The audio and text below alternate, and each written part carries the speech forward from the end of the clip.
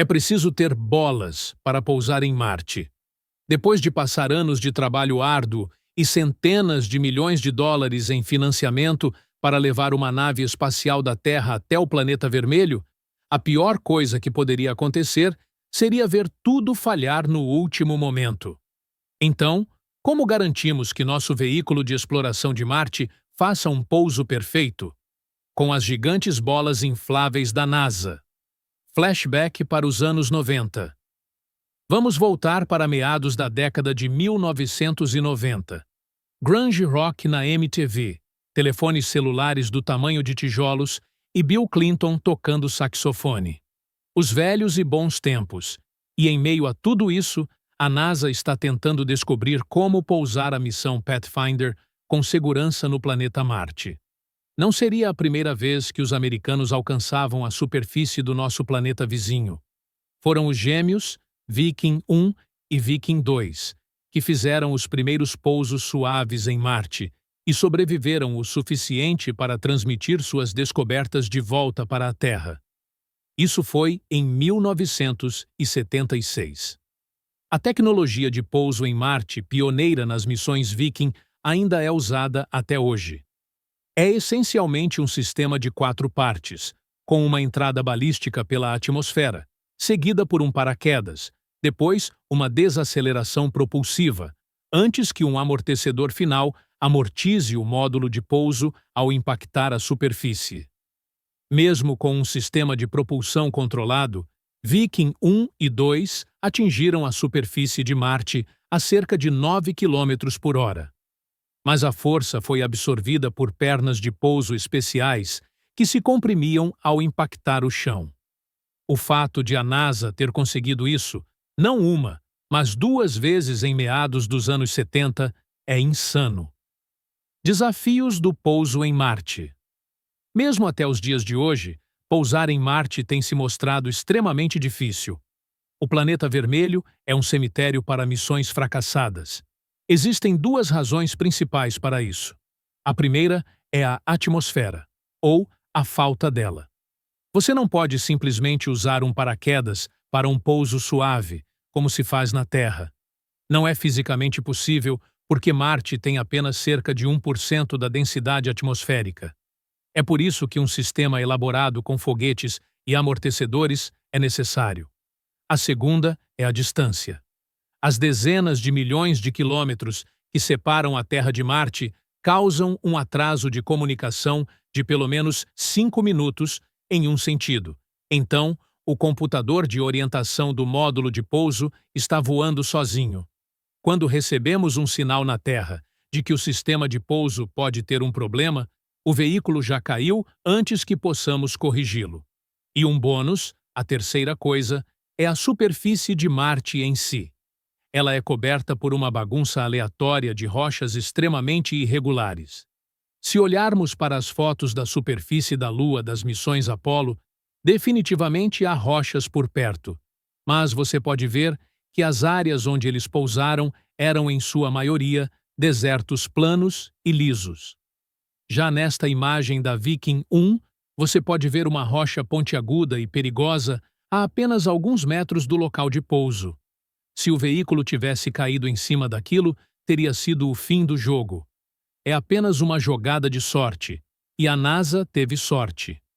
Tecnologia de airbag. Então, quando a missão NASA Pathfinder chegou cerca de 20 anos depois, os engenheiros do laboratório de propulsão a jato não queriam contar apenas com a sorte. É aqui que as bolas entram em cena. Houve 2 grandes mudanças em relação à Viking para a Pathfinder. Uma, eles decidiram separar os motores do módulo de pouso antes do pouso. E 2, as pernas de pouso foram descartadas. Então, se sabemos que pousar em Marte vai ser incrivelmente difícil e traiçoeiro, como podemos nos dar a maior margem de erro possível? Nós não pousamos. Nós quicamos. Ao empregar o método do airbag, a Pathfinder pode impactar o solo em um ângulo vertical de até 55 km por hora, ou um ângulo rasante de até 100 km por hora. E se por acaso pousar em uma rocha perigosa, não importa. Ela simplesmente quicará, e o módulo de pouso continuará quicando até finalmente parar. Existem 4 airbags interconectados no módulo de pouso da Pathfinder, um para cada lado da forma do tetraedro, e cada bolsa se inflaria em 6 esferas, ou bolas, que davam ao módulo de pouso uma forma muito mais arredondada no impacto e permitiam que ele quicasse livremente em todas as direções. O tecido dos airbags não é preso diretamente ao veículo. Na verdade, há uma série de cordas que se cruzam sobre as bolsas e as mantêm no lugar. Funcionamento e testes. Essas bolas são incrivelmente resistentes. A NASA usou uma fibra sintética chamada Vectran. É quase 2 vezes mais forte que o Kevlar e tem um desempenho melhor em baixas temperaturas. Os engenheiros descobriram que múltiplas camadas finas de Vectran, na verdade, tinham um desempenho melhor do que uma única camada grossa. Então, há 4 camadas externas de fio leve, cercando uma bexiga de ar interna macia. Essas bolas precisam ser rápidas. Elas saem do armazenamento para totalmente infladas em apenas 1 segundo. A ativação explosiva vem de 3 geradores de gás. São essencialmente pequenos motores de foguete que queimam um combustível sólido. O subproduto do escapamento do combustível do foguete é o que infla os airbags. A NASA teve que testar completamente suas bolas antes de implantá-las em Marte. A equipe criou um ambiente marciano simulado com rochas que foram escolhidas para representar a correspondência geológica mais próxima das rochas reais de Marte. Eles montaram isso dentro de uma câmara a vácuo para simular a atmosfera marciana e, em seguida, usaram cordas elásticas industriais para atirar o modelo do módulo de pouso de 800 libras a 100 km por hora na plataforma de teste. Todo o processo teve que ser capturado por redes gigantes de absorção de energia para que eles pudessem fazer tudo de novo. Cada rasgo e perfuração nos airbags de Vectran teve que ser consertado à mão por uma técnica chamada Eleanor Foraker, que foi a mesma pessoa que costurou à mão os trajes espaciais de Neil Armstrong e Buzz Aldrin para a Apollo 11. Então, ela era uma grande figura.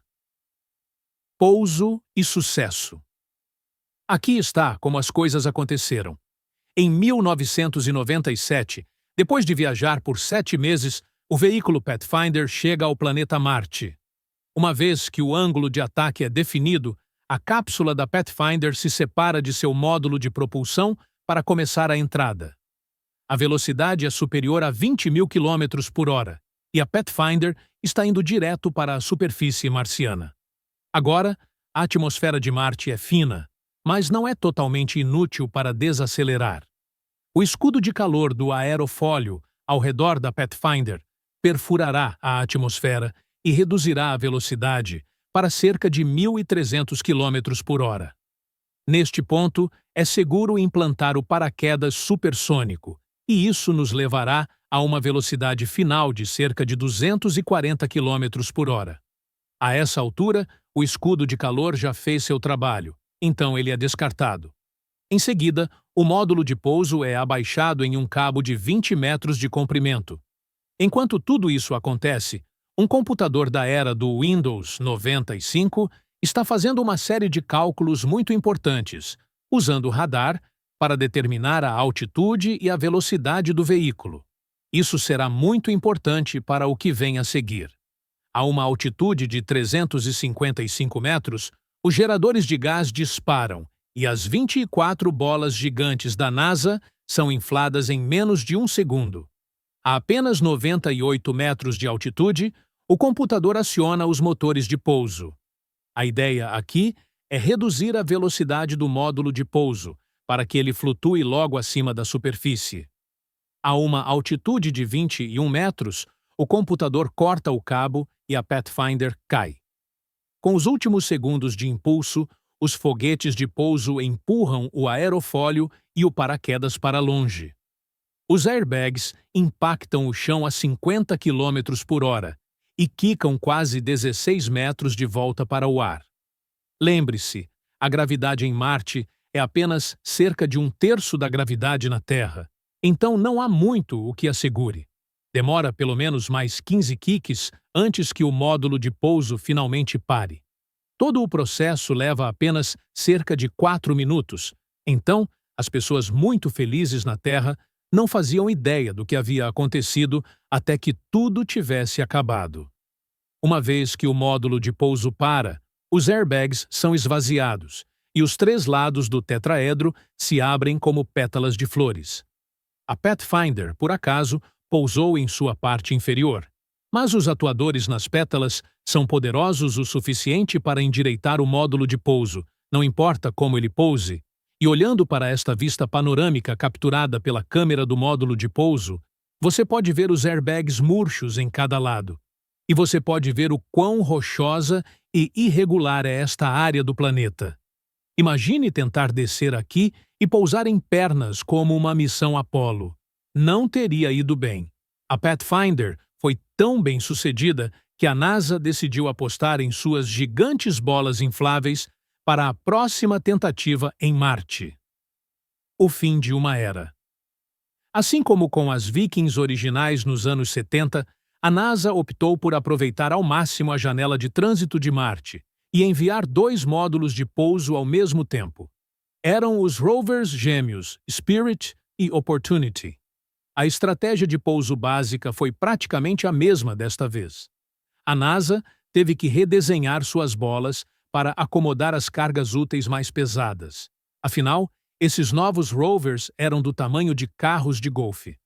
Uma nova rodada de testes de queda com a carga útil atualizada estava causando sérias abrasões e rasgos nos airbags. Então, eles exigiram uma atualização.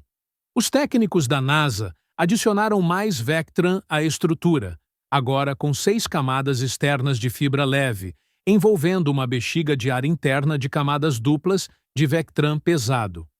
A NASA também fez o paraquedas 40% maior do que na missão Pathfinder para acomodar o peso extra. E isso valeu a pena quando o primeiro dos 2 módulos de pouso, o Spirit, fez sua aproximação em 4 de janeiro de 2004. Pouco antes da entrada em Marte, o Spirit estava enfrentando uma série de problemas de computador e as coisas estavam parecendo bastante arriscadas para o pouso. Sabemos que as coisas não correram conforme o planejado na descida. O paraquedas do Spirit inflou mais tarde do que o esperado. As coisas começam a ser realmente diferentes de antes. Enquanto os motores de pouso disparam, o paraquedas é solto e o rover desce com um tipo de descida estilo jetpack. Então, com alguns metros restantes acima do solo, os motores se estabilizam em um voo estacionário e, em vez de cortar o cabo e soltar o módulo de pouso, ele é lentamente baixado em um guindaste aéreo, que o coloca suavemente na superfície marciana, antes que o jetpack voe para longe para cair em uma distância segura. Então, ainda é a mesma ideia geral da Viking para a Pathfinder, para a Spirit e Opportunity, e até os dias de hoje, apenas com algumas atualizações para maior segurança e confiabilidade, conforme a tecnologia permite. E foi assim que a NASA pousou em Marte em 2021. O jetpack e o guindaste aéreo tiveram um desempenho excelente para o rover Perseverance, ainda mais pesado. Enquanto isso, apenas outra nação conseguiu pousar com sucesso em Marte. Essa é a China.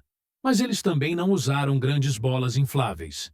Então, isso meio que sela o acordo de que a orientação por computador e a tecnologia de foguetes moderna se tornaram o novo padrão, deixando as gigantes bolas infláveis da NASA como apenas uma bela lembrança de um tempo mais simples.